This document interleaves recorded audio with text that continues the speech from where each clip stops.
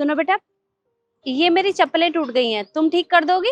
जी दीजिए। पर माँ, क्यों चप्पल ठीक करा रहे हो? अभी मार्केट ही जा रहे हैं, नहीं दिला दूंगी आपको वहां से। अरे पर ये चप्पलें बिल्कुल नई पड़ी हैं और थोड़ा सा ही टाका निकला है, ठीक हो जाएंगी, बहुत दिन चलेंगी।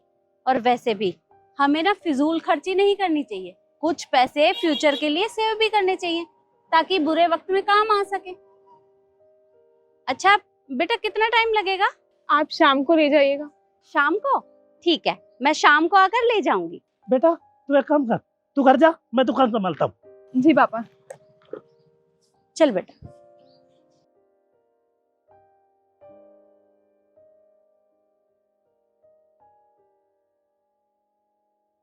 सुनो बेटा, चप्पल हो गई मेरी? जी हो गई, ये लीजिए। कितने पैसे हुए? 50 रुपए। एक मिनट।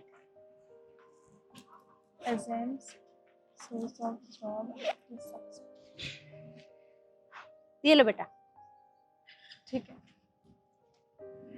बेटा एक बात पूछूं तुमसे? जी मैम साहब पूछिए। मैं सुबह आई थी जब भी तुम पढ़ाई कर रही थी, अब आई हूँ अब भी पढ़ाई कर रही हो, किस चीज की तैयारी कर रही हो? वो मैं ना यूपीएससी की तैयारी कर रही हूँ। अरे वाह, ये तो बहुत अच्छी बात है। वैसे कौन कौन है बेटा तुम्हारे घर में? मैं हूँ, मेरे पापा हैं और छोटा भाई है। मम्मी नहीं है तुम्हारी? नहीं, वो तो बचपन में ही चली गई थी। आई एम सॉरी बेटा, मुझे नहीं पता था। वैसे एक बात समझ में नहीं आई, मतलब तुम अपनी पढ़ाई यहाँ दुकान पर बैठकर क्यों कर रही हो? घर बैठ के भी पढ़ाई हो सकती है। वो क्या है ना, मेरे पापा की तबीयत ठीक नहीं रहती है तो वो ज्यादा टाइम तक दुकान पे बैठ नहीं सकते हैं, पर बीच बीच में वो आ जाते हैं, बैठ जाते हैं। और वैसे भी मैं तो यहाँ पे ही पढ़ लेती हूँ आराम से। चलो, ये तो बहुत अच्छी बात है कि तुम अपने पापा के काम में उनकी हेल्प कर रही हो। वैसे अगर तुम्हें किसी भी हेल्प की जरूरत हो तो तुम मुझे बता देना, मैं तुम्हारी मदद कर दूंगी। जी आपका बहुत बहुत शुक्रिया। वो क्या है ना कि मुझे ना कुछ बुक्स की जरूरत थी, अगर आपके पास हो तो आप दे दीजिएगा। हाँ हाँ, क्यों नहीं, मेरी बेटी की बुक रखी हुई है तो वो बुक मैं तुम्हें दे जाऊंगी, तुम्हारे काम आ जाएगी। अच्छा, आपकी बेटी भी यूपीएससी की तैयारी कर रही है? कर तो नहीं रही, पहले की है उसने। अच्छा ठीक है, आप मुझे दे जाइएगा। ठीक है बेटा, मैं अभी थोड़ी देर बाद आती हूँ और तुम्हें बुक्स दे के चली जाऊंगी। जी ठीक है बेटा। ठीक है।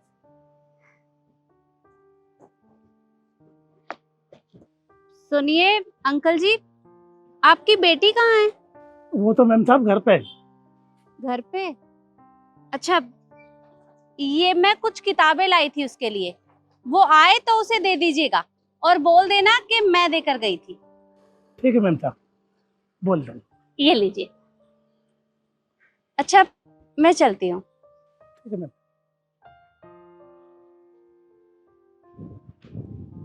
पापा मैंने खाना बना दिया है, आप घर जाके खा के आराम कीजिए। हाँ, मैं बैठती हूँ दुकान पे। ठीक है बेटा।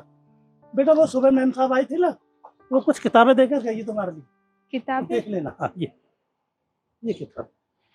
ठीक है पापा, मैं देख लूंगी, आप जाइए।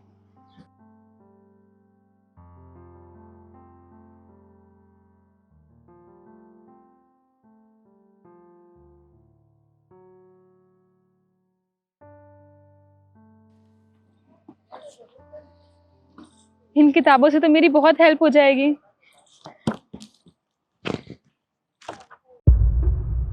बेटा ये किताब देख लो, कितने पैसे देंगे? 50 रुपए। 50 रुपए? बहुत महंगी किताब आई थी ये, और नई किताब है देखो। कल हमारे लिए नई और पुरानी तो बराबर, हमारे लिए तो रद्दी है। तो बेटा कम से कम 400 रुपये तो लगाओ। अरे अंकल कहाँ 400 रुपए के, कहाँ 400 रुपए, खूब खींच के आपको 100 रुपए दे दूंगा मैं, देख लो आप। सुनिए अंकल जी, वो आपकी बेटी कहाँ है? वो वहाँ बैठी है मैम। और आप ये उसकी किताबें क्यों बेच रहे हैं? और क्या करें मैम साहब, बिटिया फेल हो गई, अब लोग कह रही थी मैं नहीं पढ़ूंगी, अब नहीं पढ़ेंगे तो और क्या कर, मैं बेच रहा हूँ कबाड़े में। अच्छा आप रुकिए, मैं उससे मिलकर आती हूँ। ठीक है मैम साहब। तो भैया सही सही लगा लो, ऐसे मत कर। 100 रुपए से ज्यादा नहीं है अंकल, मेरे लिए रद्दी है ये, बस और कुछ नहीं है। अरे बेटा नई किताब है, देखो ना, अब बहुत महंगी किताब आई थी।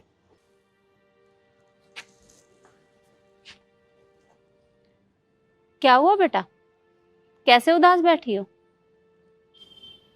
आंटी, आज मेरा रिजल्ट आया और मैं फेल हो गई। मुझे क्या लगता है, मैं ना यूपीएससी के लिए बनी ही नहीं हूँ। देखिए ना, मैंने इतनी मेहनत की, उसके बाद भी मुझसे एक एग्ज़ाम क्लियर नहीं हुआ। और मैंने सोच लिया है मैं अब और तैयारी नहीं करूँगी।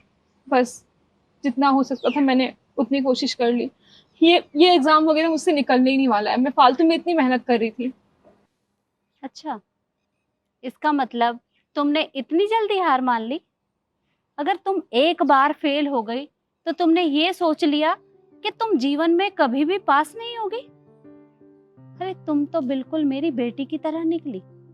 मेरी बेटी ने भी ऐसे ही उम्मीद छोड़ दी थी। मैंने उसे कितना समझाया था कि बेटा एक बार और कोशिश कर, क्योंकि कोशिश करने वाले की कभी हार नहीं होती। लेकिन उसने मेरी बात नहीं सुनी। पर मुझे तुम्हारे अंदर एक उम्मीद दिखाई दी थी। मुझे लगा था कि मैं तुम्हारी हेल्प करूंगी और तुम एक ना एक दिन कामयाब जरूर होगी। पर तुमने भी मेरी उम्मीद तोड़ दी। अरे बेटा, तुमने एक बार भी अपने पापा के बारे में सोचा? वो बीमार रहते हैं और वो कितनी मेहनत कर रहे हैं तुम्हें पढ़ाने के लिए।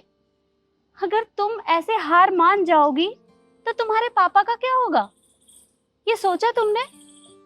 अरे वो तुम्हारे पिता हैं, तुम्हारी कितनी चिंता करते हैं, हर वक्त तुम्हारे बारे में सोचते होंगे।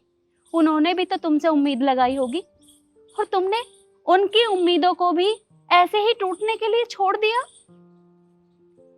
एक कहावत है बेटा, ये तो तुमने सुना होगा कि जब पानी की बूंद किसी पत्थर के ऊपर लगातार गिरती रहती है तो एक ना एक दिन वो भी उस पत्थर के ऊपर अपना निशान बनाकर ही जाती है। ठीक उसी तरह जब एक छोटा बच्चा पैदल चलना सीखता है ना, तो वो पता नहीं कितनी बार गिरता है और उसकी माँ सब कुछ देखती रहती है। वो कभी ये नहीं सोचती कि अगर वो उसे ऐसे गिरने देगी तो उसे चोट लग जाएगी। उसे अच्छे से पता है कि वो बार बार गिरेगा तभी तो वो उठकर चलना सीखेगा।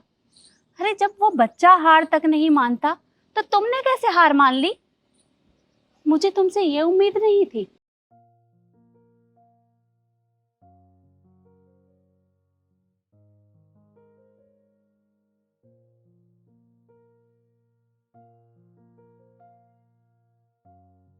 ये आपके लिए नहीं है ना, मेरे लिए तो सब रद्दी है और भी है इसमें। मेरे लिए तो सब बराबर है। बताओ 100 रुपए दे रहा हूँ तो बताओ फिर। चलो दे दो। ये लो, लाओ।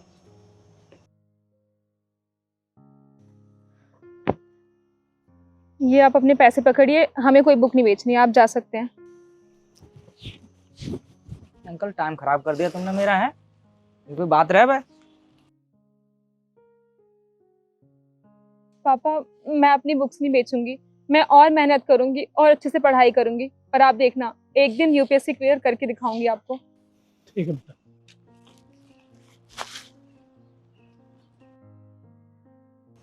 मैं चलती हूँ घर। ठीक है बेटा।